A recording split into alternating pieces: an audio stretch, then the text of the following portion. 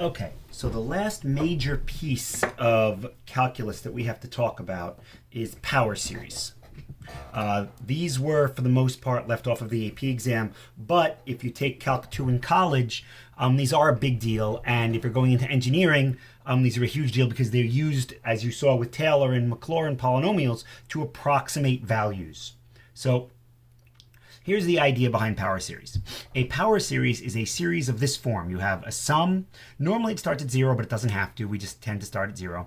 You have some kind of sequence, c sub n. So this would be c sub 0 for the first term you're adding, then c sub 1, then c sub 2. As you can see, it's a sequence.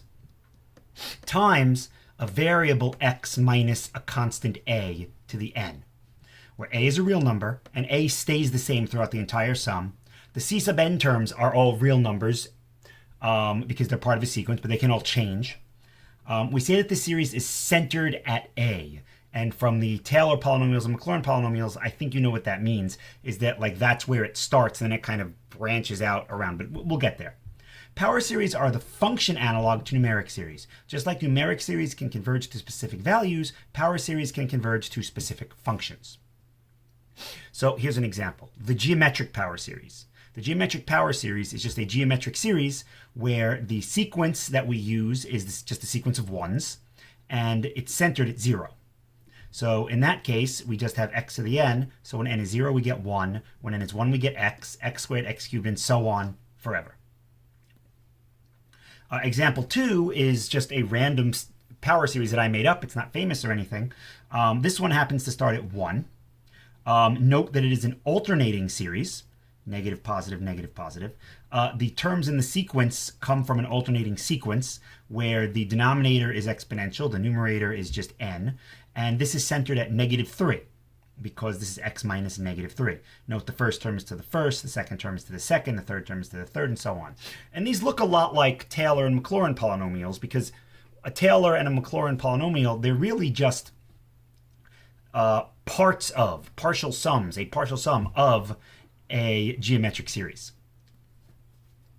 So these are all series. Now the question is, what does it mean for them to converge and what do they converge to? Well, the number capital R is called the radius of convergence of a power series if and only if our power series converges for all x such that x minus a, absolute value, the distance between our x's and the center, is less than r. So you can think of this as if here's a number line and I have this power series centered at a, then the radius of convergence will be a distance to the left of a and then the same distance to the right of a. This distance will be capital R. And for all x values to the left of a, so this would be a minus x, and to the right of a plus x, all of the values in here is where our series converges, which means if I picked x to be a, so in this first example here, our a is negative 3. So if x is negative 3, notice that this term becomes 0. So then this is just a whole bunch of terms of a sequence times 0. So it's a sum of zeros, and a sum of 0 is equal to 0. So when my x value is actually the center, this thing converges to 0. And then if I go slightly to the left or slightly to the right of that, I could find out that I'm still converging. Or maybe I go far to the left and far to the right, depending upon how big r is.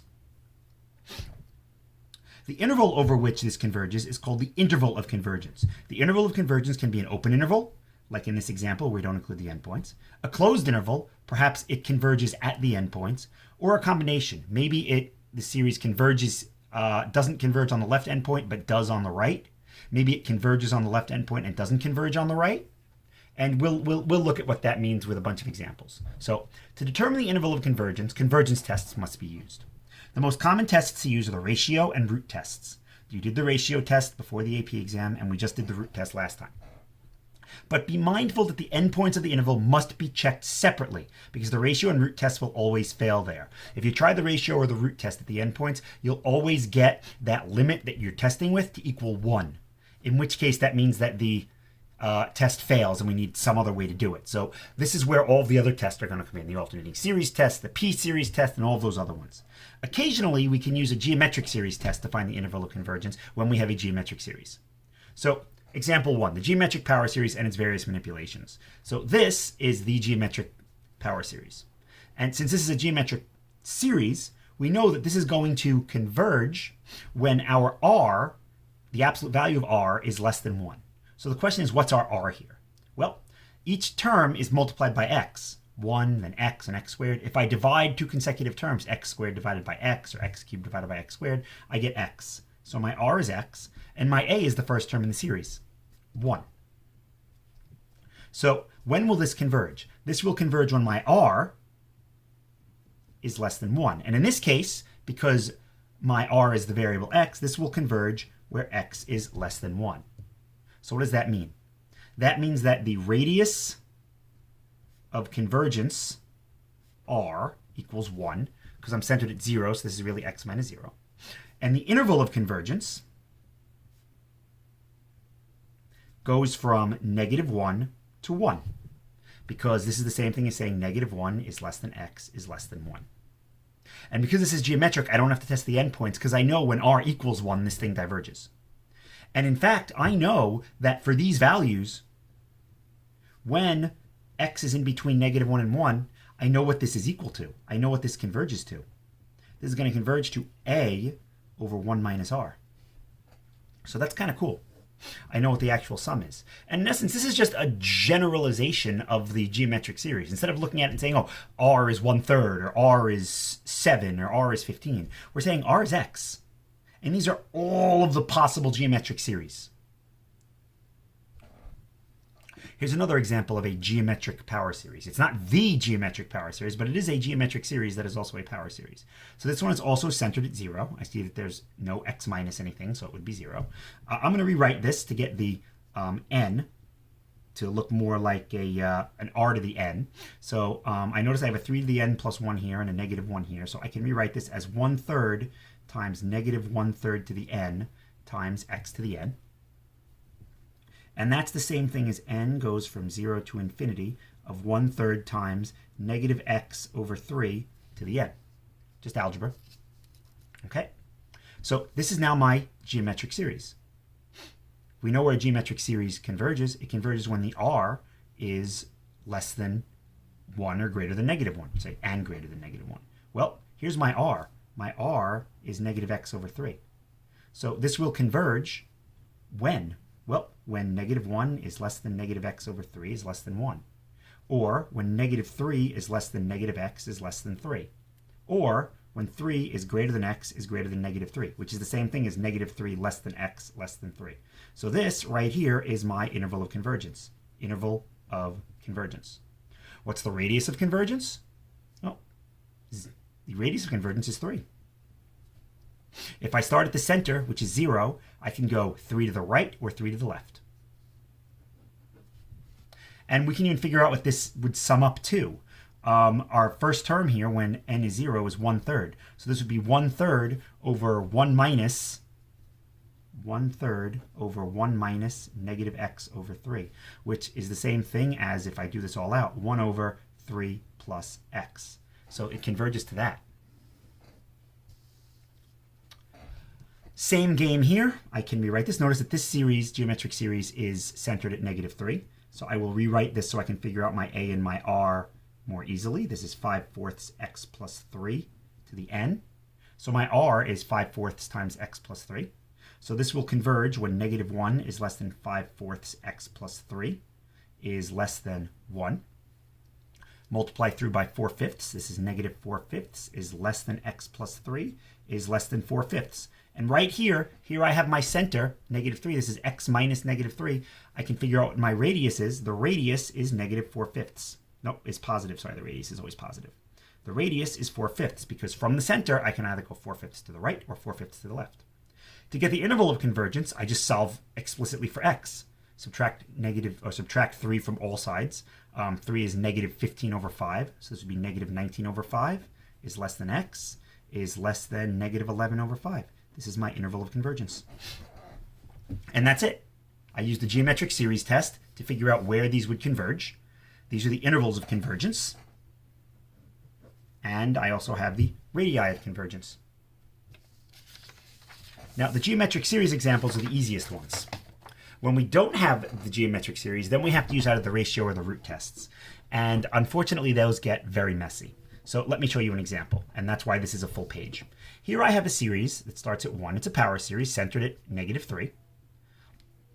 I need to figure out where the heck this thing is going to converge. It's not geometric, so I can't use the geometric series test. So what I will do is I will use the ratio test. And I'll use the ratio test for absolute convergence, which says if I look at the limit as n approaches infinity of the n plus first term, -1 to the n plus 1, n plus 1, over 4n plus 1, times x plus 3 to the n plus 1, and I divide it by the nth term, or I multiply it by the reciprocal of the nth term, 4 to the n, over -1 to the n, x plus 3 to the n. Well, this series will converge as long as this limit is less than 1.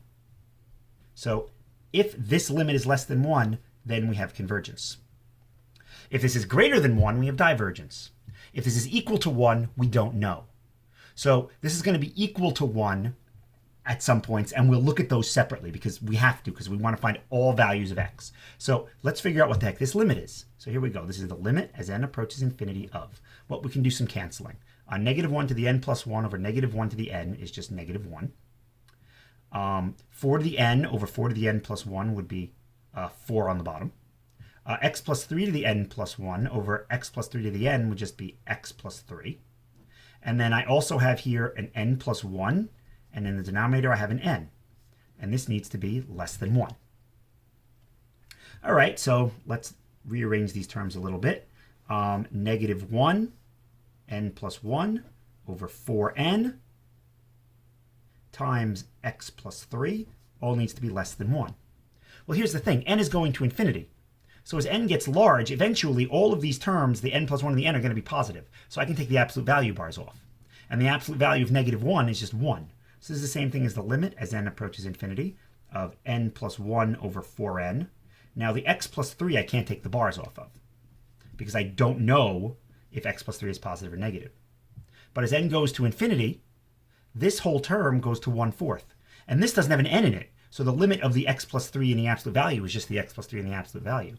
So when I take the limit on the left side here, I get this is 1/4 times x plus 3 is less than 1. In other words, the absolute value of x plus 3 is less than 4. And boom, that is my radius of convergence. Because here I have, by the definition, the radius of convergence is the number such that the absolute value of x minus the center is less than it. Well, here's the absolute value of x minus the center. The center is -3. So my r is 4. So now if I try and solve for the interval, well, we know how to do this for absolute value. If the absolute value of something is less than a number, then that something will be between the negative of that number and the positive of that number. Subtracting 3, I get -7 is less than x is less than 1. And this is my interval of convergence. Maybe. See, here's the thing. What happens if x is 1? Well, if I put x equals 1 here, let's see what happens. If x is 1, 1 plus 3 is 4. And 1 plus 3 is 4. This would be 4 times 1/4. That would be equal to 1, not less than 1. And if the limit is equal to 1, this test fails. Similarly, if this is -7, -7 plus 3 is -4. Absolute value is 4. 1/4 times 4 is 1. This limit would be 1 again. So I have to come up with another way to test the endpoints. Test endpoints of interval. So what are the endpoints? Well, one of the endpoints is 1. So let's look at the series when x is 1. So we come back up here, and when we have x, we'll plug in 1, and we'll look at that specific series. And the nice thing about a power series, it's a function. Not a power series. Yeah, power series. It's a function. So when I plug in a value for x, the power series just becomes a regular old series. When x is 1, 1 plus 3 is 4. Well, what is this series? Well, this series is n equals 1 to infinity. The 4 to the n and the 4 to the n cancel. And I'm left with -1 to the n times n. Well, what's happening there? Well, as n gets larger and larger, this is going to bounce back to negative and positive, but this term's going to get larger and larger and larger.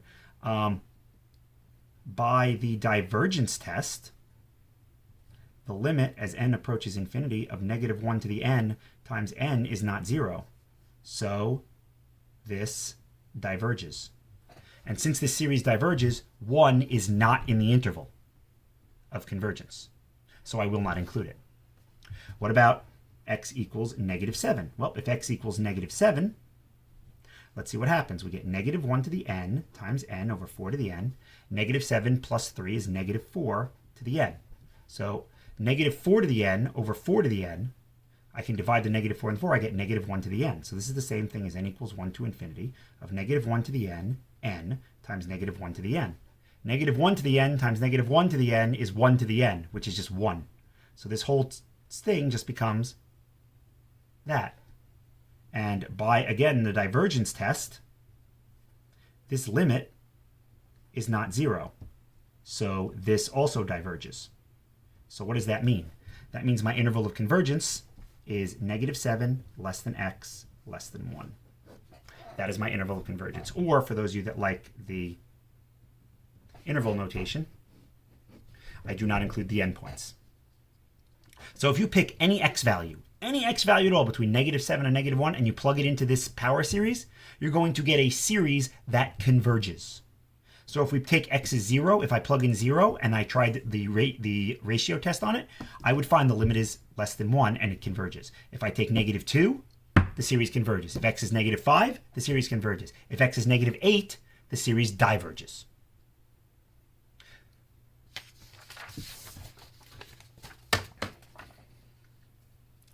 Here's another power series, and once again, we will do what we did before and use the ratio test to try and figure out what the interval and radius of convergence are. Note that this one has a 4x minus 8. So what I could do is I could factor out a 4 to the n to get this in the proper notation right away. I'll just demonstrate. This would be 2 to the n over n times 4 to the n times x minus 2 to the n. Okay, this is centered at 2. But we can also handle that later on. So I'm going to remember this is centered at 2, but I'll show you you don't have to do that initially. We don't have to get it in the standard form initially. So we look at the n plus first term. That's 2 to the n plus 1 over n plus 1 times 4x minus 8 to the n plus 1 times the reciprocal of the nth term. That would be n over 2 to the n 4x minus 8 to the n.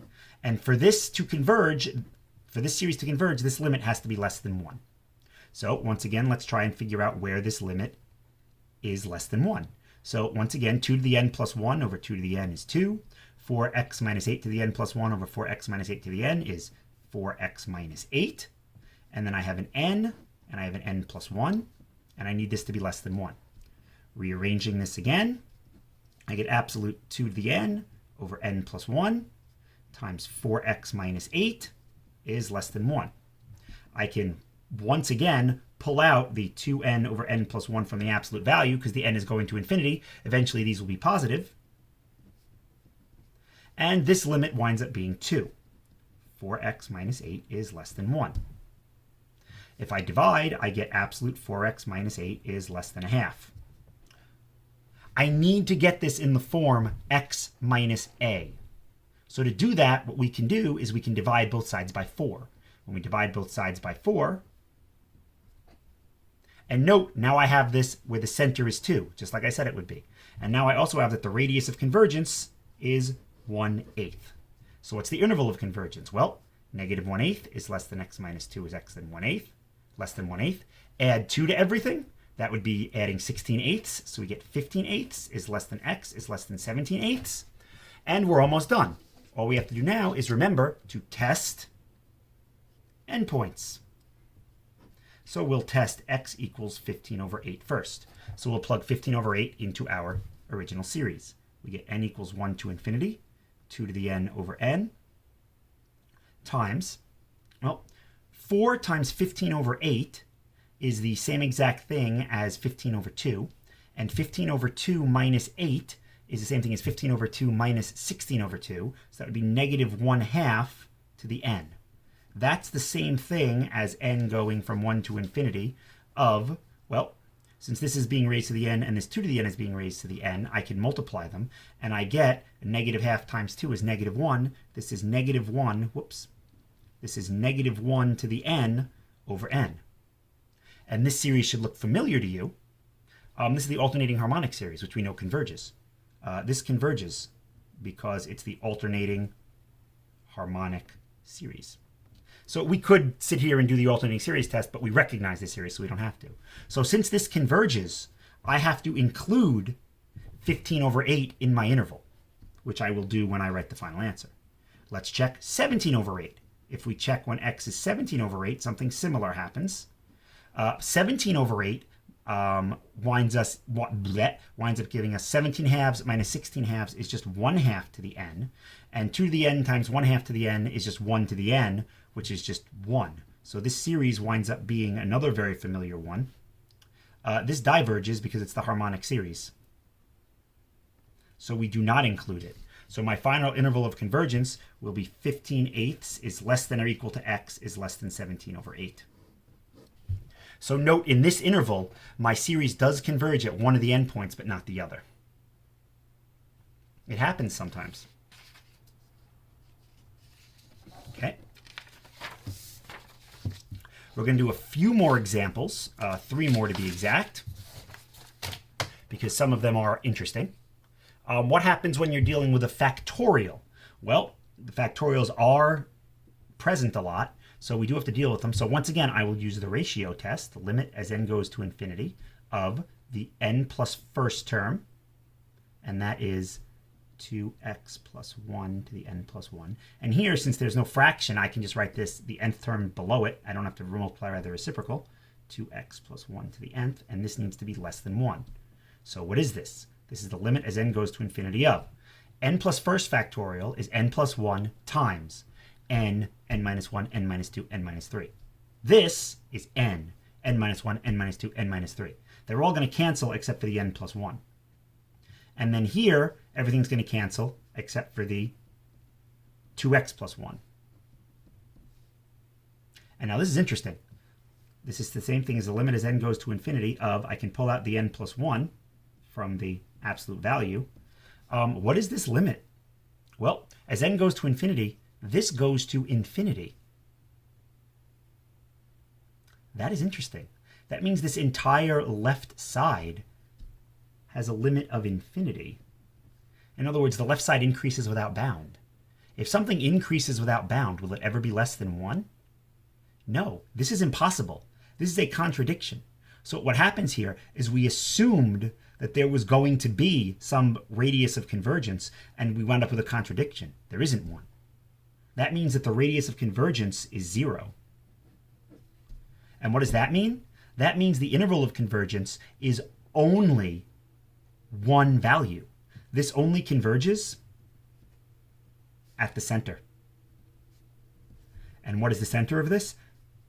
The center, if I pull out a 2, I'll get x minus a half. The center is 1/2. Sorry, negative 1/2. My apologies, negative 1/2. And why is that? Well, note what happens. When x is negative a half, this entire term becomes 0.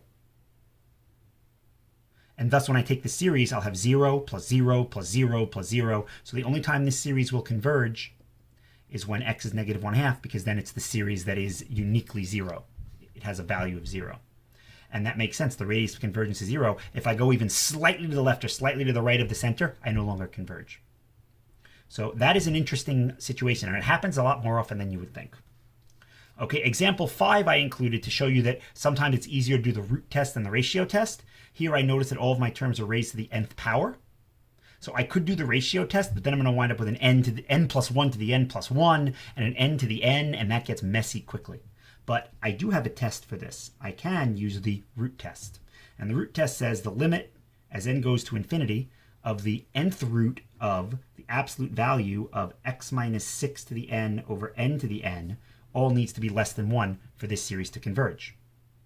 Well, once again, limit as n goes to infinity, I can pull the n power out and get absolute value of x minus 6 over n to the nth needs to be less than 1. And the nth root of the nth power just winds up being absolute x minus 6 over n. And then we can do what we've been doing. And since the n is increasing without bound, it's getting infinitely large, I can pull it out of the absolute value. And this is interesting because now the left side limit winds up being 0. So what does that mean? Well, when is 0 less than 1? Always. This is always true. So what does that mean? We said, assume that this is less than 1, and we'll get all the x values that satisfy it. Well, instead of getting all the x values, we wound up with a true statement. That means that identically any x value will work. That means our radius of convergence is infinity, and our interval of convergence is the entire real number line. No matter what value of x I choose, this is going to converge. X could be 0, x could be 1 billion, x could be negative pi, x could be negative a googol. This is still going to converge. And then the last one. And this one's going to come into play a little bit later because this, and I'll tell you what it is at the end, actually is a very famous power series. Because this is actually, like I said earlier, series converge to numbers. Power series converge to functions. And we actually have a name for the function that this converges to. So the limit as n approaches infinity, absolute value of the nth term, divided by, the n plus first term divided by the nth term, which is multiplied by the reciprocal of the nth term, and that needs to be less than 1. This, then, we can simplify. The x to the n plus 1 over x to the n gives us x. The n factorial over n plus 1 factorial gives us n plus 1. Once again, like in the previous problem, we can look at the absolute value of x over n plus 1. And this also, identically on the left, is 0, which means, once again, the radius of convergence is infinity. The interval of convergence is all real numbers. And I said to you that this is a very special series. We're going to prove, or at least demonstrate later on, that this series, and we'll probably do it on Friday or next week, this series is actually equal to something. And it's very interesting. This series is the same exact thing as e to the x. So, for example, if I were to actually write this out, when n is 0, I get x to the 0 over n factorial. That would be 1 over 0 factorial, which is 1. When n is 1, I get x over n. When n is 2, I get x squared over 2 factorial. Then I get x cubed over 3 factorial, x to the 4th over 4 factorial, x to the 5th over 5 factorial, and so on. So what you can try and do, for starters, when x is 0, e to the 0 should be 1. And notice, when x is 0, all of these terms cancel out, and I'm left with just 1. E to the 0 is 1. All right, what if x is 1? If x is 1, I get e. Try doing just these first few terms in the calculator. Do 1 plus a half, plus a sixth, plus a 24th, plus a 1/20th, plus a 7/20th. And see if you get a good approximation for e. I bet you do. And this is really cool, I think. But in any event, we'll get there next time. So this was Power Series. And I hope that you enjoyed it. This lesson definitely gets the Cetron seal of approval. So thank you very much for watching.